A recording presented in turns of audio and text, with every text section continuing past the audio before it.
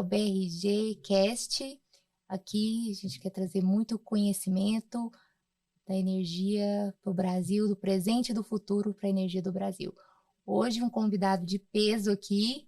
Primeiramente, deixa eu me apresentar, Paula Cristina, sou sócia-diretora da BRG, Brasil Geradores. Aqui comigo, meu mentor, meu pai, se presente. Silvio Oliveira, sou do grupo da SDO. A gente tem várias empresas, entre elas a parte de energia, que é a fabricação de grupos geradores. E agora a nossa missão é fabricação de grupos geradores sustentáveis. E por isso a gente está aqui para compartilhar com vocês esse novo momento da mudança da matriz energética, saindo aí dos combustíveis fósseis para energias que são de sustentabilidade. Sim. Pegar uma colinha aqui, porque o nosso convidado tem um senhor currículo. Vamos lá. Rodrigo Ferreira Fonseca Pedroso, engenheiro civil pela PUC Goiás, com MBA em Business Administration pela Harvard Business School, especialista em gerenciamento de projetos pela FGV, Fundação Getúlio Vargas, em geração hidrelétrica pela Pennsylvania Public Utility Commission, em geração eólica pelo Instituto DEUI. Acho que é isso. E comercialização de energia pela Universidade Presbiteriana Mackenzie. Possui mais de 23 anos de experiência no setor elétrico, nas áreas de geração, transmissão, comercialização e distribuição. Antes de fundar a Pacto Energia, teve passagem pela ANEEL, Agência Nacional de Energia Elétrica, além de fundador e presidente do Conselho de Administração do Grupo Pacto. É também membro do Conselho da Absolar, AB Solar, Associação Brasileira de Energia Solar Fotovoltaica, diretor de energia da Fiesp, Federação de Indústrias do Estado de São Paulo, e cofundador da Zero Summit. Isso. É isso? É isso. Senhor currículo, seja bem-vindo. E vamos lá, vamos começar pela pergunta: como funciona a energia fotovoltaica? Bom, obrigado, Paulo, obrigado, Silvio, pelo convite. É um prazer estar aqui com vocês, poder compartilhar um pouco do que a gente tem vivido no setor elétrico, né? Como você disse, já há 24 anos, completando esse ano de setor elétrico. E a energia solar, na verdade, é uma tecnologia muito antiga, mas que, como todas as tecnologias, se inicia com um custo muito alto. E à medida que você vai crescendo e aprimorando essa tecnologia, a tendência é que os custos diminuam. E isso aconteceu com a energia solar. Então, a energia solar, basicamente, se a gente for olhar 30 anos atrás, ou até mais um pouco, era uma fonte de energia que era usada basicamente em satélites que eram enviados para o espaço. Então, daí dá para se perceber qual era o custo disso, e para você ter uma referência de quanto mais caro era no passado e quanto custa hoje. No passado, essa energia chegou a custar mais de $30 o watt-pico. Era o custo de geração de energia solar. Hoje, essa mesma energia custa menos de 20 centavos de dólar o watt-pico. Então, a gente tem aí o crescimento dessa tecnologia, a eficiência dos painéis, e aí trazendo a fonte solar e dando à fonte solar esse protagonismo no mundo de hoje, como uma das fontes renováveis mais economicamente viáveis e mais eficientes. Então, a fonte solar, a tecnologia de geração é uma tecnologia muito antiga, né? Mas que veio se aprimorando principalmente em termos de eficiência e em termos de custo também. E, basicamente, o que a fonte solar faz, ela é converter luminosidade em energia de corrente contínua. Essa corrente contínua sai dos painéis solares, o que a gente também conhece, vamos dizer assim, vulgarmente como placas solares ou módulos fotovoltaicos.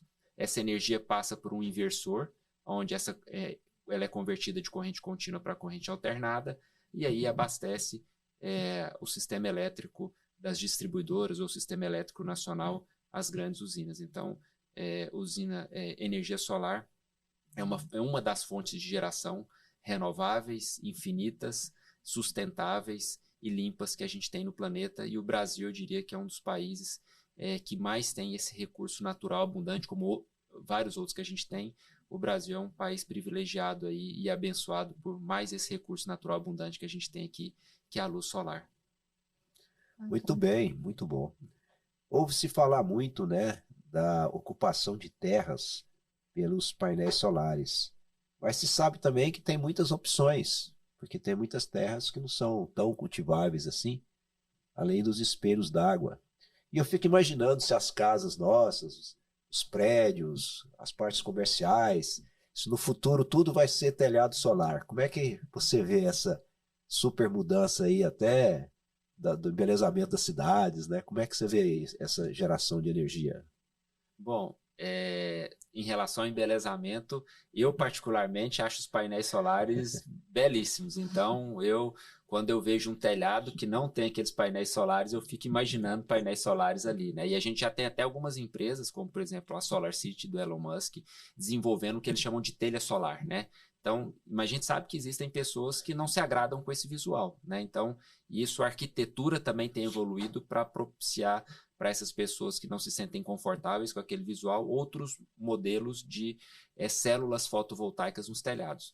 Mas uma informação muito importante, Silvio, em 2017 para 2018, nós fizemos pela AB Solar, e como a Paula disse, eu tive o privilégio de ser um dos fundadores da AB Solar. Quando a gente começou lá em 2012, nós éramos 9 associados. Hoje nós somos mais de 1.000. Então isso mostra como essa fonte solar vem crescendo.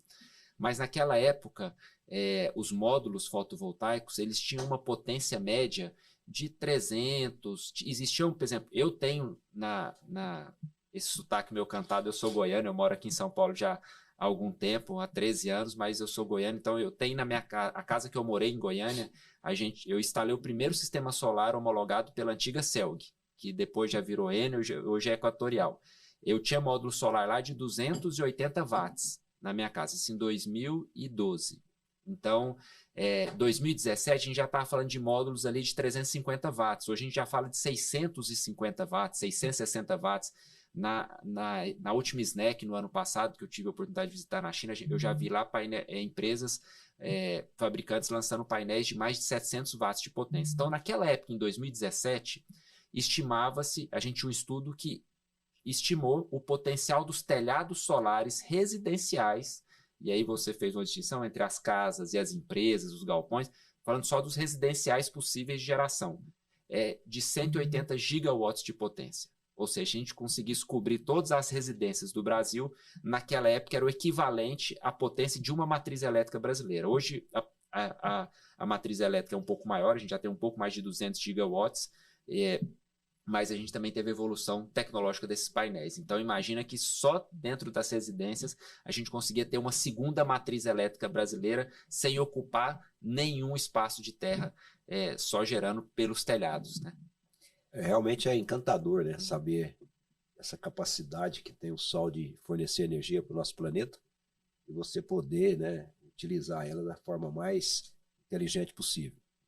Agora, nós teríamos, assim, um dia condições de dominar essa tecnologia ou a gente vai sempre importar isso? Porque a gente só vê falar de importação da China, né, Elon Musk, todo esse pessoal. E em termos de materiais, existe material para suportar todas essas placas solares que estão sendo colocadas aí, mundo afora? Respondendo sua primeira pergunta, sem dúvida nenhuma, acho que o Brasil, inclusive, esse governo atual tem sinalizado um forte impulsionamento e um forte apoio à nova industrialização, que ele chama, né? Mas, de fato, eu acho que o Brasil, a gente não tem essa vocação de ser um país industrialmente forte, né? São poucas as indústrias que se estabeleceram aqui e que são competitivas comparados a Estados Unidos, a Alemanha e, atualmente, a China, dominando aí completamente essa cadeia, sendo, inclusive, um país à frente de outras potências mundiais, como Estados Unidos, Alemanha e etc. Então, eu acho que o Brasil, por mais que existam incentivos, ele vai ser um país que vai sempre estar um passo atrás da China. A China, dentro de uma política de Estado, de uma política de desenvolvimento industrial, olhou para isso muitos anos atrás, né? Então a gente chega atrasado nesse movimento, mas isso também não impede que a gente tente ter as nossas próprias indústrias. O Brasil tem hoje lógico, de uma maneira muito tímida. Para se ter noção, o Brasil tem hoje 2 fabricantes nacionais de painéis solares, uma que está no estado do Paraná e outra que está aqui em São Paulo, e que uma delas, inclusive, é uma empresa chinesa, que tem uma subsidiária aqui, que é a BYD, e outra que é uma empresa chamada Senge Solar, que a capacidade de produção deles é muito pequena, frente a tudo que o Brasil demanda hoje desse setor. Para se ter noção de quão grande é o setor solar fotovoltaico hoje no Brasil, a gente recentemente atingiu 37 gigawatts de potência instalada. A gente entregou nos últimos anos quase que 1 gigawatt por mês. Para quem nos ouve aí poder comparar um pouco o que isso representa, Itaipu, que é mais conhecida, que é a nossa maior hidrelétrica, né, e é a maior hidrelétrica do mundo, não em potência instalada, mas em produção de energia. Itaipu possui 14 gigawatts de potência instalada, ou seja, e levou 16 anos para ser construída, e mais 50 para pagar sua dívida. Setor solar fotovoltaico entregou nos últimos 14 meses uma Itaipu com paybacks médios de 3 anos e meio a 4 anos. Então, esse é o tamanho da demanda brasileira. Então, é difícil se estabelecer uma indústria aqui e que a gente não deixe ou passe a não ser mais dependente de produtores internacionais. Eu acho que o Brasil, até em função do crescimento todo que a gente vem experimentando, é difícil que a gente tenha uma indústria nacional capaz de suportar toda a nossa demanda. E a China, de fato, vai continuar se estabelecendo, na minha visão, como esse fornecedor global, não só para o Brasil, mas global também. Ótimo, ótimo. Você falou uma palavra muito interessante aí, né, que é vocação. E a gente sabe que o nosso país ele tem uma vocação para o agronegócio. E a gente tem visto aí um desenvolvimento muito forte da solar no campo, né? E como você bem colocou, contra fatos no argumento, você fez uma comparação muito bacana aí entre Itaipu e a realidade do que já se implantou no Brasil. Então não estamos mais falando de poesia, que antigamente se achava que solar era poesia, hoje não, hoje já é uma realidade, inclusive com um valor econômico muito bem sustentável, né? Nossa empresa, BRG, ela decidiu trabalhar em conjunto com a Solar, entendendo que o campo ele precisa de ter uma certa segurança em termos de água no pé da planta, e isso não pode ficar restrito somente ao dia. Também tem que ser um complemento noturno. E tem havido assim uma composição muito, muito bem equacionada entre a solar e o sistema de geração, que hoje pode ser a biodiesel, pode ser a biogás, né? Que também pode ser 100% sustentável. Você acha que essa tendência, nosso país, com toda essa vocação de produção, dessas regiões onde a energia não chegou, a solar vai chegar primeiro? O que você me diz disso? Eu acho que sem dúvida, assim, a solar já tem chegado no campo, né? E como você disse, recentemente o Brasil teve uma evolução muito grande do seu agronegócio, né? Então, a gente tem o agronegócio representando 1/3 do PIB do país, puxando a economia. Então, todo esse período pós-pandemia, recessão, foi o agronegócio que de fato segurou a economia brasileira. E aí, paralelo a isso, a gente sabe que para qualquer indústria crescer, e o agronegócio é uma das indústrias brasileiras, a gente precisa de energia. E aí sempre aquela dificuldade, e quem é fazendeiro sabe disso, né? A dificuldade que aquela rede sempre chegou no campo, né? Geralmente era rede monofásica, uma rede fraca, que na primeira chuva o fazendeiro ficava sem energia, aquele fazendeiro que produzia leite perdia produção. Então a gente sabe que o campo, até mesmo pela distância das linhas de transmissão e de distribuição, sempre foi muito mal abastecido pelas concessionárias de energia local. E aí essa solução da solar, combinada com uma outra fonte que dá essa segurança, né, para abastecer todo o bombeamento, os pivôs, para tocar essas lavouras, né, e aumentar a produtividade do campo, a Solar tem desempenhado um papel relevante. Eu acho que ela está, onde a concessionária de energia não está conseguindo atender, a Solar, junto com os geradores, há algum tempo atrás, a gente tem visto algumas fazendas rodando pivôs com 100% de gerador, né? E a gente começa a fazer algumas contas e provar para esses fazendeiros, para o agronegócio, que é mais barato ele rodar numa combinação solar gerador que seja o biodiesel. Eu acho que aí o biodiesel, se a gente for para um combustível, se a gente for para um motor a combustão, o biodiesel é o mais indicado, porque é um combustível mais sustentável do que o óleo diesel, do que o óleo combustível. Então, a gente tem visto que a gente consegue, já alguns estudos de caso que a gente teve dentro da própria Pacto, a gente já viu redução de operação desses geradores de até 10% da sua operação. Então, quando a gente vê a Solar fazendo isso, e eu acho que em conjunto, ou talvez em substituição a esses geradores, a gente tem um segundo movimento, que são os sistemas de armazenamento de energia, né, que vão ser muito utilizados no campo, né? Então, eu acho que essa combinação de solar mais gerador hoje é a solução que nós temos hoje, economicamente, tecnologicamente disponível para o produtor rural, e ela tem que sim ser usada, até mesmo porque as concessionárias não estão conseguindo atender o campo, né? Assim, curiosamente, eu vi uma gestão muito interessante. O fazendeiro comprou vários drones, e os drones para fazer as inspeções, para fazer também o lançamento de defensivos, tudo por drone. Só que o drone, ele tem um tempo que ele tem que ser reabastecido. E tinha um geradorzinho dando problema pra caramba para eles. Então a solução dele foi realmente ter uma pequena estação solar, onde ele sempre reabastecia o drone dele e ele resolveu o problema dele. Então foi um negócio, assim, uma solução de campo muito interessante que a gente viu, além de muitas outras, né, que vão nascer com essa energia solar. Sim.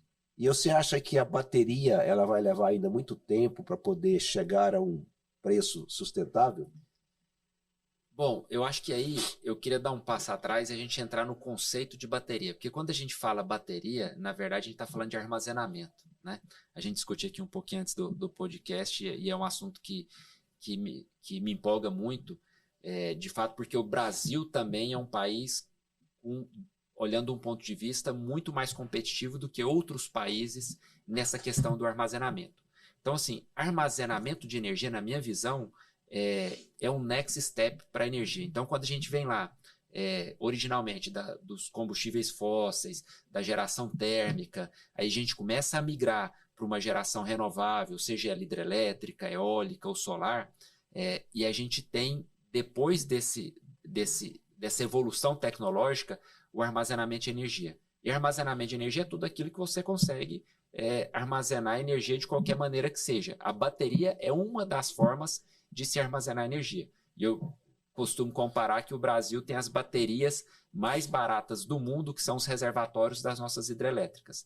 Hoje, as hidrelétricas ainda representam 50% da matriz elétrica brasileira e elas têm condição de funcionar como essa grande bateria do sistema. Não, Rodrigo, mas quando eu saio desse macro ambiente, igual você está falando, que eu estou abastecendo o grid nacional, mas eu tenho aqueles problemas locais, que é o problema do pivô, e é onde eu preciso chegar lá com um sistema de armazenamento individual, ou separado do grid nacional. Aí eu acho que sim, as baterias, qualquer que seja a tecnologia de chumbo ácido, íon lítio, de fluxo, todas essas baterias são soluções, né? São soluções que já são usadas mundo afora. O que eu vejo, o próprio hidrogênio verde, a gente tem também formas de você armazenar essa energia, seja em amônia, seja através do próprio armazenamento do hidrogênio, que é uma fonte de armazenamento também, em que inclusive possibilita o Brasil a ser um dos grandes exportadores de energia. Quanto que a gente já pensou em falar que algum país podia ser exportador de energia, né? Então o Brasil hoje tem capacidade não só de atender o seu mercado, mas como sendo, por exemplo, o Brasil foi indicado nos estudos da Bloomberg como sendo o país que tem capacidade de produzir o hidrogênio verde mais barato do mundo. Então, a menos de $1,50 a tonelada. Então, isso, sem dúvida nenhuma, vão ser fontes de armazenamento que vão ser possíveis em várias aplicações. E as baterias, sem dúvida nenhuma, como fontes de armazenamento de energia, vão ser opções. E eu acho que aqui a gente tem que ser agnóstico. A gente não precisa defender aquela tecnologia A ou B, porque eu dei aqui no comecinho do podcast o exemplo da fonte solar, que há mais de 30 anos custava mais de $30 o watt-pico. A bateria hoje, ela tem um custo por quilowatt-hora ou por megawatt-hora ainda muito elevado. E com certeza daqui a alguns anos esse custo vai diminuir sensivelmente, radicalmente. Então, a gente vai começar a ver cada vez mais aplicações de bateria e elas se tornando cada vez mais viáveis. Eu gostei quando você colocou a palavra que solar já foi poesia um dia. A bateria pode ser a poesia de hoje, que não vai ser a poesia de amanhã. Apesar até de entender que tem baterias hoje que já são economicamente viáveis. Tem vários tipos de baterias que já fazem sentido você ter aplicação hoje. Em 2024, 2023, a gente tem sistemas de armazenamento que já eram economicamente viáveis, com paybacks aí bem curtos. Então, sem dúvida nenhuma, a bateria é uma das soluções, é um próximo passo aí da evolução do abastecimento energético global e cada dia mais vai ser usada. Viajando ali pelas comunidades do Amazonas, as regiões longínquas do Brasil, a gente tem visto bastante comunidades com sua estaçãozinha solar e seu sisteminha de bateria para suportar um período da noite, né? Isso tem acontecido assim em larga escala. Exato. São mais soluções ainda para o sistema solar. Então eu acredito que a bateria é uma super eficientização, né, da energia solar. Aquela energia que não está sendo utilizada naquele momento, ela poderia ser armazenada e ser utilizada num segundo momento, que seria o noturno. Então a tendência que você acha das placas solares é continuar crescendo muito dentro do nosso país e deve alcançar também os lagos das hidrelétricas. Você acha que ainda está longe essa condição de você colocar fazendas solares na parte da água? A gente não tem visto muito isso ainda sendo implementado, né? Sim. Eu acho que cada vez mais, respondendo primeiro a sua pergunta, a questão da inserção da fonte solar. Não só da fonte solar, mas que de todas as renováveis. Cada vez mais a gente vai ter isso de forma massiva. É lógico que a operação desse grid ela vai se tornando cada vez mais complexa, mas não é nada impossível, né? Então, sem dúvida nenhuma, as renováveis vão ter uma inserção cada vez maior na nossa matriz. E a sua segunda pergunta em relação a solar flutuante, eu acho que assim como a tecnologia das baterias, é uma tecnologia que tem evoluído muito. O custo de implantação, que era alto no passado de uma solar flutuante, ele já caiu bastante. Infelizmente ainda não existem tantos projetos no Brasil. A gente, e eu particularmente, tenho a alegria e o orgulho de estar presente em 2 projetos que são pioneiros aqui no Brasil, que é um projeto aqui em São Paulo, da EMAI, da Empresa Metropolitana de Água e Energia, aqui na represa Billings. A gente tem um projeto de desenvolver 20 megawatts de energia solar flutuante. E olha que legal isso, porque a gente está falando, quando a gente fala de energia solar, e aí foi uma das primeiras perguntas suas, Silvio, falou, eu preciso colocar nos telhados porque a terra pode ser cara. Não existe uma terra mais cara do que aqui na cidade de São Paulo. E é o motivo pelo qual a gente não tem uma geração distribuída, comercial, naquelas que se alugam plantas para consumidores, tão evoluídas. Porque aqui a finalidade dos terrenos, economicamente, para desenvolvimento imobiliário, ela é muito mais rentável do que para geração de energia. Mas esse projeto específico está na represa Billings e a gente vai poder atender, está conectado na distribuidora Enel São Paulo. Ou seja, então, antes, onde você não tinha possibilidade de gerar energia nenhuma, que era nos reservatórios, você vai poder atender a cidade de São Paulo sem um custo imobiliário tão alto como são dos terrenos urbanos aqui. E um outro ponto também muito a favor da geração solar flutuante é o fato de que, como você traz os módulos solares muito próximos da água, você tem você diminui muito a temperatura desses módulos. Isso faz com que você aumente a eficiência. É por isso que, por exemplo, a energia solar ela é mais eficiente no deserto, onde você tem temperaturas muito frias à noite, né, em que você traz ali aquele conforto térmico para os módulos, e a gente tem essa ilusão de, às vezes as pessoas pensam que não, quanto mais sol, mais energia eu vou gerar. Não, quanto mais luminosidade. Se eu tiver muito calor nos módulos, eu vou aumentar a temperatura deles e vou perder eficiência. Então, a solar flutuante ela faz isso, ela traz mais eficiência para o módulo, e aí para ter um nível de comparação, o que se melhora de eficiência na geração da solar flutuante é o equivalente ao uso dos trackers, que são seguidores naquelas usinas de solo, onde você tem o módulo acompanhando a posição do sol durante o dia. Ou seja, vê quão importantes são os módulos. E, por outro, também um benefício para os reservatórios. A gente sabe, a cidade de São Paulo, por exemplo, que a gente já teve vários problemas de abastecimento de água no passado. Muito disso já foi solucionado, mas essas usinas solares flutuantes elas vão ajudar a diminuir a evaporação nos reservatórios. Então, é um projeto muito ganha-ganha. Eu acho que cada vez mais a gente vai ver isso acontecer. Um outro ponto muito importante, que eu vejo uma eficiência da solar flutuante nas grandes hidrelétricas, a gente tem um fator de capacidade médio, né, que é aquela diferença entre a potência instalada da usina e aquilo que ela efetivamente gera nas usinas hidrelétricas, da ordem aí de 55. O Brasil é um país que tem um fator de capacidade até mais alto do que a média mundial. Mas quando a gente está falando de grandes hidrelétricas, a gente está falando em torno de 55% a 60% no máximo. Mas eu preciso ter uma linha de transmissão que comporta transmitir 100% daquela potência máxima. Ou seja, eu tenho uma ociosidade de quase que metade da minha geração.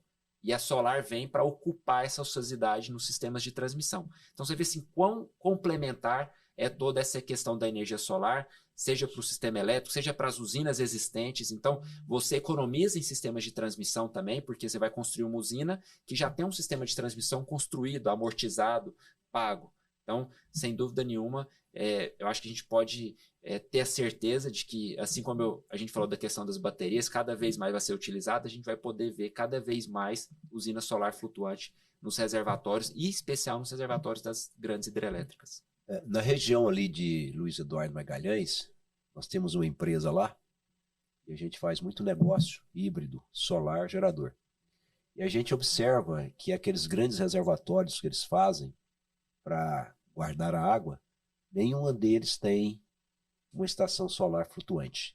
Provavelmente é porque você bem colocou aí, o custo hoje é um pouco elevado. Então eles acabam utilizando uma parte da terra deles, que é bem fértil, para poder colocar o seu sistema solar em operação. E a gente ouve falar, claro que o pessoal da biomassa defende muito o lado deles e tal, que em 1 hectare de terra se produz 10 vezes mais energia, né, pela biomassa, especificamente a cana e outras, do que 1 hectare de solar. Além ainda da situação que eles colocam, que a solar no futuro é um produto a ser descartável, enquanto a biomassa ela está consumindo CO2, né, e gerando alimento e energia. Então a gente vê que existe uma certa né, disputa aí. E eu acho que o sistema que congrega todas as fontes de energias renováveis é o melhor caminho. Sim. O que você me diz dessa posição aí do pessoal da biomassa em relação ao solar? China ou Índia? Isso, China ou Índia. Assim, eu acho que não existe competição, e sim cooperação entre as renováveis, né? Então, por exemplo, assim como a biomassa ela pode ser complementar à solar, a solar pode ser complementar à eólica, que pode ser complementar à solar. Como eu disse, no Brasil a gente tem essa bênção, né, de ter recebido esses recursos naturais abundantes. Então, se tem uma coisa que a gente não pode reclamar, é da quantidade de recursos naturais que a gente tem à nossa disposição. Terra, de fato, não é um problema para o Brasil. A gente tem aí 66% da nossa área preservada. E a gente sabe que a gente hoje, a cada 5 pratos de alimento no mundo, 1 é provido pelo Brasil, usando 8% do nosso território. Então a gente sabe que a gente tem muito território, e com a evolução do agronegócio a gente vai produzir cada vez mais. O Brasil tem muito a ensinar nesse ponto, né? Tem muito a ensinar aos outros países. A gente precisa comunicar melhor, né? O Sim, Brasil comunica muito mal. A gente tem uma das matrizes elétricas mais limpas do mundo. O Brasil, a despeito de ter 85% da matriz elétrica limpa, a gente no ano retrasado, a gente gerou 92% de toda a energia consumida no Brasil foi gerada por fonte renovável. Então o Brasil, eu tenho usado uma palavra, eu tive recentemente na COP28 lá em Dubai, e a palavra, a frase final que eu dei, assim, tá na hora do Brasil sair da carteira e passar para a lousa para ensinar para o mundo como faz transição energética. A gente está fazendo isso há 1000 anos, muito tempo atrás. Então, a gente tem condição de ensinar isso para o mundo. Mas entrando na sua pergunta específica, Silvio, eu acho que a solar, de novo, ela não compete com a biomassa, ela é complementar à biomassa.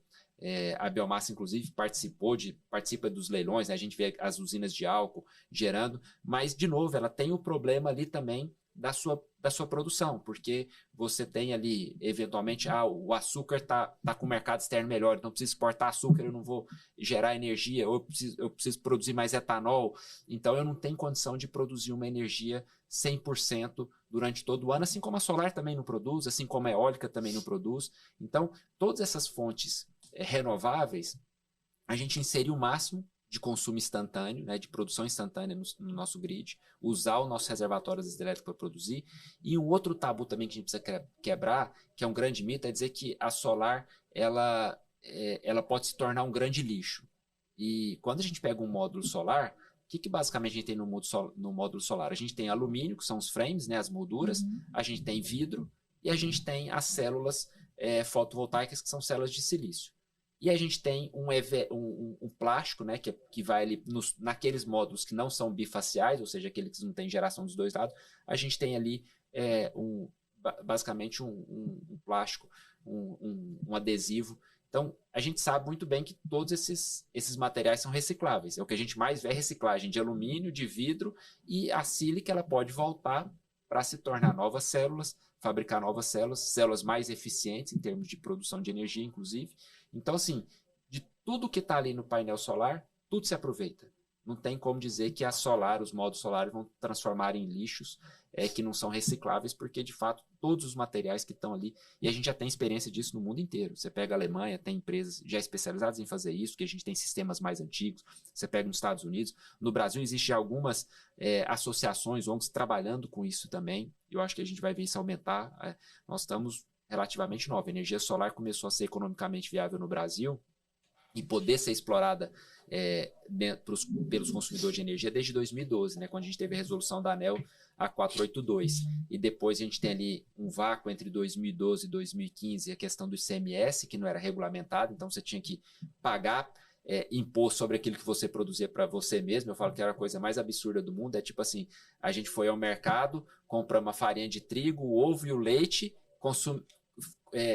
fizemos um bolo para ser consumido na nossa casa, eu tenho que pagar o ICMS sobre aquele bolo que eu produzi para eu consumir. Era o que acontecia ali entre 2012 e 2015, e ainda existe em alguns estados, em algumas determinadas potências. Aí são questões mais técnicas, mas em 2015 a gente tem um convênio com o FAS 16 de 2015 que diz que esse ICMS, quando eu deixo de ser um consumidor e passo a ser um prosumidor, eu não preciso pagar ele, né? Então eu tenho isso viável. Então, de fato, de 2015 para cá, não temos 10 anos, é que a fonte solar se tornou economicamente viável.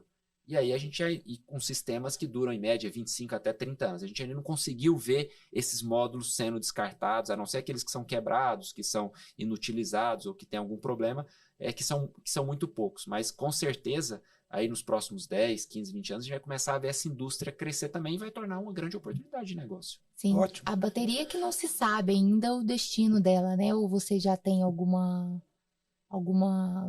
empresa que você tenha ido que consiga dar um fim aí para essas baterias? Eu acho que, assim, a bateria, isso que a gente ouve falar do solar, que eu falei que para mim é um grande mito, existe, por exemplo, na bateria dos veículos elétricos, que o pessoal fala, ó, daqui 8 anos ou 10 anos, essa bateria, o que vão fazer com essa bateria?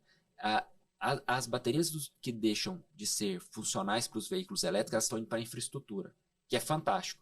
Porque ela perde a função para o veículo, onde você tem que ter uma densidade energética muito grande. Você não tem espaço. É igual eu falar que eu vou pegar uma bateria de flúor, por exemplo, a bateria mais barata, a tecnologia de bateria mais barata, que é aquela antiga, né, que eu via lá na fazenda do meu avô, era água, sal e ferro, né? Então, essas são as baterias de fluxo que a gente fala. Só que elas ocupam, eu não consigo ter uma bateria de fluxo num veículo, ela é muito pesada, ela ocupa um espaço muito grande. Então, as baterias deixam de ser funcionais para os veículos, mas elas podem ir para a infraestrutura. Ela pode ir lá para o produtor rural. Tá junto com o sistema solar abastecendo um pivô. E ela vai ser muito mais barata. E a bateria de infraestrutura? Aí, a mesma visão que eu tenho, a maioria dos itens que estão ali são os minerais, íon, lítio, e são todos materiais recicláveis.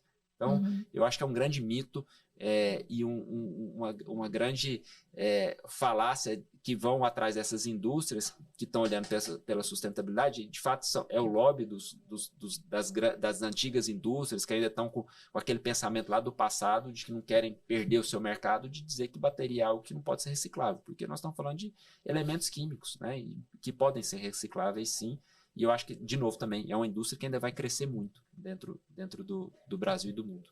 Você falou de oportunidade. Eu lembro que a BRG, nas Olimpíadas, ela levou lá para o Senado, em Brasília, a oportunidade de fazer os Jogos Olímpicos com gerador 100% biodiesel. Mas isso não prosperou. Mas na linha do tempo, acabou que esse trabalho foi se desenvolvendo. A BRG acabou fazendo o show do Coldplay, 100% biodiesel. Vai ter agora também, em junho aqui, no Allianz Parque, né? O do campo, né? Acho que é do campo, do agro. Uhum. Vai ter um evento aqui. Fizemos com amigos também. Que será feito 100% do biodiesel. E no nosso último podcast, com o pessoal do biodiesel, o Eduardo, da Potencial, a gente falou sobre a COP30, que vai ser no Belém do Pará. Então seria uma oportunidade, né, da gente fazer 100% biodiesel, e ele poderia ceder esse biodiesel, porque não deixa de ser algo assim que poderia atrair e começar aquela discussão que a gente já tinha colocado há muito tempo pela BRG, de ser uma obrigatoriedade dos eventos serem feitos apenas com fontes de energia sustentáveis. E isso é muito bem extensível à parte de baterias, né, da COP30, onde seria um casamento perfeito entre uma situação de garantia de energia pelo biodiesel com a operação com baterias. Só que a gente sabe que para se conseguir essa bateria da forma como a gente conseguiu praticamente o biodiesel na COP30, vai ser uma missão um pouco mais difícil. Sim. Você acha que isso era possível ou poderia ter um trabalho nesse sentido para sensibilizar a equipe, né, a comissão que vai fazer a COP30 no Belém do Pará, a fazer um trabalho 100% sustentável, quem sabe uma parte, inclusive, em baterias? Sem dúvida, assim, a gente ainda tem 2 anos pela frente, né? A gente tem Baku esse ano, né? A COP29 e ano que vem a COP30. Assim, todas as tecnologias têm evoluído. Quando a gente olha todas as projeções, né? Quando a gente olha, por exemplo, a projeção da própria Bloomberg lá atrás, que a energia solar não teria atingido todo o potencial que a gente atingiu hoje. Então, é lógico que com a melhor das intenções, né, não é que a gente está subestimando o potencial das renováveis, mas é que, de fato, a tecnologia está evoluindo muito. O mindset, o comportamento das pessoas, a exigência das pessoas, das novas gerações, das novas companhias, o ESG cada vez mais predominante, está obrigando as companhias a irem nessa linha, e eu acho que nada melhor do que dar o exemplo, como eu acabei de falar, o Brasil está fazendo transição energética há muitos anos. E ele tem condição de mostrar para o mundo que isso é sim possível. Eu tive a oportunidade, eu acredito que desde a COP15 eu tenho participado das COPs. Quando foi em Copenhague, a primeira COP que eu participei, que foi lá em 2007 ou 2009, alguma coisa assim. E ao longo dessas COPs eu vi lá centenas de geradores operando, a diesel, a óleo combustível, de toda maneira. Então, se o Brasil for o primeiro país a implantar isso, e eu acho que é isso, e de fato, vai ter gente que vai falar, mas é biodiesel. Tudo bem, biodiesel é um combustível renovável. É melhor, se tem que usar gerador, que use com biodiesel. Melhor do que usar com óleo combustível ou com diesel. Existem algumas aplicações que a gente ainda não tem tecnologia suficiente para poder atingir um futuro sustentável como é aquele que a gente planeja, que é o ideal, né? Eu digo que tem aquele ditado famoso, né? Que o feito é melhor do que o bem feito, né? Então, por exemplo, um exemplo que é muito prático. Acho que a gente está caminhando para um movimento de que tudo vai ser eletrificado. Tudo que é possível ser eletrificado. Os carros são possíveis de ser eletrificados? São. A gente está falando de uma frota, por exemplo, se a gente tirar hoje por exemplo, eu não rodo aqui em São Paulo mais do que 100, 200 km por dia, não tem como rodar. Até carro de aplicativo, carro de serviço. Só que acontece, um carro que eu preciso viajar, ou um caminhão que eu vou sair de Manaus para ir para Rio Grande do Sul, esse caminhão jamais poderá ser 100% elétrico com a tecnologia que nós temos hoje. Então ele tem que ter o quê? Um combustível sustentável. Ele tem que ter um biodiesel, ele tem que ter um biometano, ele tem que ter o hidrogênio verde. Eu acho que a célula de hidrogênio verde ela vai ser muito utilizada nesses transportes. A gente é um país continental, a gente vai precisar disso. A aviação. Eu não consigo fazer aviação comercial eletrificada ainda. Então, qual que é a solução para a aviação? É o SAF, é o Sustainable Aviation Fuel, com etanol, com metanol, com biodiesel. Então, a gente tem que procurar, sim, um caminho perfeito, mas a gente tem que entender que existe uma evolução da tecnologia para isso. E cada dia mais a gente vai usar as tecnologias que são aplicáveis. E o biodiesel, sem dúvida nenhuma, completando aqui com sua pergunta, Silvio, é uma opção muito viável para a gente mostrar para a COP, onde a gente for ter necessidade de ter gerador, que a gente tenha sim algumas baterias. Eu sei que é quase que impossível a gente ter 100% abastecido por bateria, mas a gente pode ter um sistema híbrido de biodiesel com baterias e diversos tipos de bateria, desde a bateria de fluxo até a bateria de lítio, a bateria de chumbo ácido, às vezes até célula de hidrogênio já, nós estamos falando daqui a 2 anos, a indústria de hidrogênio verde já está se estabelecendo no Brasil, tem inúmeros projetos aqui, e quem sabe a gente não mostra para o mundo que é possível fazer uma COP de maneira mais sustentável do que o mundo inteiro fez até hoje, e a gente vai mais uma vez dar aula para o mundo como ter um futuro mais sustentável. Muito bacana, gostei demais dessa sua ideia. Se a gente pudesse fazer a COP30 em 2025 com várias fontes de energia todas sustentáveis, uma se complementando a outra, exato, seria realmente um desenho maravilhoso para o mundo, né? Exatamente. Muito bom, Rodrigo. Muito bom mesmo. A BRG, ela está sempre de olho, né, em tudo quanto é novas tecnologias. Hoje a gente fala de sustentabilidade na BRG desde 2008, o primeiro projeto de gerador biodiesel. Que a gente fez aqui, né, em Lins, o pessoal aqui do Bertim. Foi o primeiro gerador que a gente fez 100% biodiesel. Inclusive, a gente startou a planta de Lins com o gerador 100% biodiesel. Legal. E com as baterias a gente não ia ficar atrás, né? Então, assim, a BRG tem esse olhar, a gente já trouxemos, né, bancos de baterias, pretendemos colocar isso, né, para operação quanto antes. E é isso, é uma energia mesmo complementando a outra, e se tiver que usar combustível, que seja o biodiesel, que é sustentável. No veículo urbano de carga, que tem a limitação para poder transitar dentro da cidade, a gente colocou o maior volume de energia possível, baterias, trazido da China, e isso vai servir para essas gerações que são para eventos, né? Gerações a curto prazo. Então isso é um experimento ainda. Sim.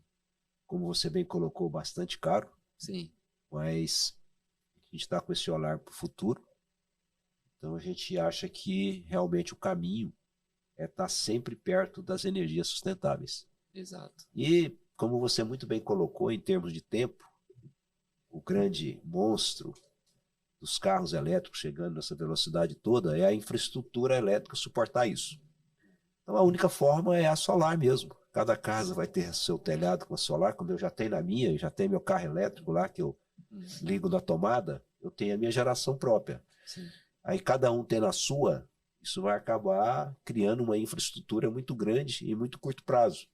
Então essa pode ser realmente uma das grandes saídas para essa visão da mudança da matriz energética nessa velocidade que precisa. Então, muito bem. Gostei demais, aprendi muito com você. Bacana. Foi muito bom esse nosso podcast aqui sobre energia solar. Foi ótimo mesmo. Minha filha muito aqui também. Muito obrigada por ter aceitado aqui o nosso convite. A gente vai ficando por aqui. Até o próximo podcast, né? Sim, aonde as pessoas te encontram, pode te mandar aí algumas perguntas. Todo mundo quer te conhecer agora. Bom, eu que agradeço, é um prazer estar aqui. Falar um pouquinho do que a gente aprendeu ao longo desses anos e poder disseminar mais essa cultura, né, da energia renovável, de sustentabilidade. É uma questão que eu tenho pautado aí toda a minha vida profissional. Eu comecei lá, mesmo há 20 anos atrás, foi em energia renovável, eu comecei nas pequenas centrais hidrelétricas. Então, assim, é uma coisa que tem de fato pautado minha vida e isso virou um mantra para mim. E é um prazer poder participar de situações como essa aqui, em que a gente pode colocar um pouquinho da nossa visão e da nossa experiência. Então, e as pessoas podem me encontrar nas redes sociais, no Instagram, @rpedrosooficial, é meu Instagram, meu e-mail também, para quem quiser ter acesso, fica à vontade, é rodrigo.pedroso, Pedroso com S, de Sierra, @pactoenergia.com.br, e vai ser um prazer poder interagir aí com o público do BRCast. Conte sempre comigo, vai ser sempre um prazer poder estar aqui com vocês. Ok. Muito obrigada. Vocês encontram a BRG no @BRG Brasil Geradores e o meu Instagram, @Paula Cristina Crispim. O Silvio não tem Instagram, mas pode mandar lá para mim que eu transmito as perguntas para ele, tá bom? Minha filha é o futuro, né? Eu sou o presente.